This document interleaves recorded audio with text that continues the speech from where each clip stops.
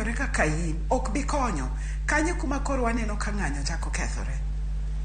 Erokamano ahinya. Kenny John, in pachi nang'o kaluwore gi wach motenre kod ng'anyo nikech ok ane ka ng'anyo ma kamagi biro bedo ka chung' machiegni kaluwore kod chung' mano mar piny wacho ma pacho ka?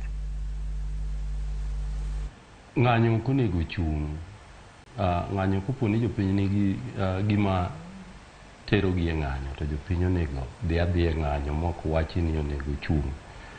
To kaka Betty owacho, ng'anyo onego bed ni ka ji dhi e ng'anyo to kaka katiba wacho onego bed ni wan e ng'anyo mamuol mok waketh mwandu ng'ato to bende ok wahiny ngima ng'ato kata ringre ng'ato. Omiyo paro ni gima ber monego bed ni ko ng'anyo chiki to onego tim en ni onego bed ni wang'eyo ni ka wan kamoro amora to onego wawach ni magi e yore mwabiro luwo ka wang'anyo, to ka watieko luwo ka to waguro gik kama kama, to ka ji ogik kanyo to ka nitiere leaders monego bed ni address ji to gi address ji tiwacho ni ng'anyo ne chakre saa 2:30 nyaka saa 7:30 to koromo saa 7:30 no itieko ng'anyo. Mar ariyo, onego bed ni ka jogi osechiwo notice ni wabiro bedo e ng'anyo to wabiro dhi loso gi jopiny kama kamae, to konego bed ni obila tamo jopiny ni kik chop kama idhi losie kodgi. Ka gisewacho ni wabiro luwo yore makamagi, obila ok onego bed ni tamo jopiny ni ok onego uluw yo makamae. Gima obila onego tim ni kopo ni nitiere jok moko ma be dwaro nodhi kamoro to nosechiw notice ni luwo kuom ranyisi Oginga Odinga Street, to nitiere another street minyalo tiyogo michop kuma ne idhiye cha, to obila koro nyiso guide jok madwaro dhi kuma ne gidhiye cha ni luwuru yo machielo machal kamae nikech yo kama nitiere jong'anyo, to ka uno kung'any to kik ulu kono. Mano biro bedo yo moro mayot ma ok mi ji kikre kendo ji gore. Mogik en ni kopo ni obila dwaro dhi konyo joma ng'anyo kaka chik dwaro, onego bed ni gikonyogi, girito ngimagi to girito mwandu jopiny ma be ne nie ng'anyo nyaka mok nie ng'anyo. Onego bed ni obila donjo ei jopiny to onego bed ni obila donjo ei jopiny undercover. Onge makosa kobila ni obet ma undercover, matiende ni en gi civilian ka jomoko mondo gather information, lakini for purposes mar konyo jopiny, guide the demonstrations, to obila ok onego bed ni en undercover. Seche ma gin undercover to gikelo gimiluongo ni chich ma inie ei demonstration tekia kata wadu obila, tekia kata ng'ano mok en obila.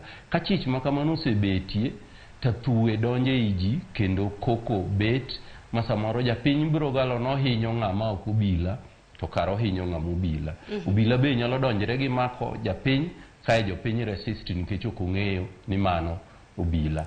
Kamoro amora ma obila nitie, obila onego identify himself or herself kaka obila, jamedia onego identify himself or herself kaka jamedia, mondo ji ong'e ni kama wantiere ni ng'ato ka ng'ato timo a complementary role mondo ywak japiny ochop kuma nego ochop. Nikech kaluwore kod rombe ma bende iwacho ka jogi goyo ji, ka jogi ochuno ni nyaka go ji, Sharon, aparo no obila onego bedi ni ng'eyo ni chik oyiene ni kata kotiyo gi lisasi to nitiere kuonde monego go e dend dhano. Kopo ni dhano mane idilgo is armed to ma in bende kaka obila onyalo hinyi, chik oyieni ni onego bedi ni igoyo bade kama uting'o go silaha monyalo hinyino. To konego bed ni go kore kichomo kuma dundu nitiere go bo, okonego bed ni chomo pinyi kuma duong' ne nitie. Mano to chalo ka gima koro unie lweny mar nek, ok unie konyo japiny. Mogik malit kabisa en no obila osedonjo nyaka e udi kuonde mane onge ng'anyo mogoji, ma chieng' moro gidonjo e ot Kondele ma gigoyo ng'ama osebedo an nyaka aseng'eye kowuotho ga gi luth nikech tiende konchiel ong'ol. To ng'ama tiende konchiel ong'ol ni, obila modonjo e ode mochako lweny kode ng'iyo ludhe mosebedo kowuotho ga ni kaka silaha manodwa go obila. En gima lit ni goyi ni tiendi misebedo kiwuotho gago ng'ato kawo ni loko gir lweny midwa dhago kode magigoyo ng'ama ong'olni matiende koma ong'ol cha gituro to koma ngimani bende gidog gituro. Kata koponi in ng'ato moro mageng'o demonstration ng'ama ong'ol to ne di demonstrate nadi ei ode. To kata ka en ng'ama nyalo ringo mapondi ei ot koro iluwo ng'ama noringo to ng'ama ong'olni to ringo nadi moyombi mochopo ei ot mondo igwe dhot mitur dhot michak goye mitur tiende komong'ol cha midog itur komokong'olni. Omiyo bila bende wawacho ni kata koponi pod ji biro dhi e maandamano nikech en haki gi mondo gidhi e maandamano to bila we tiyo gi excessive force. To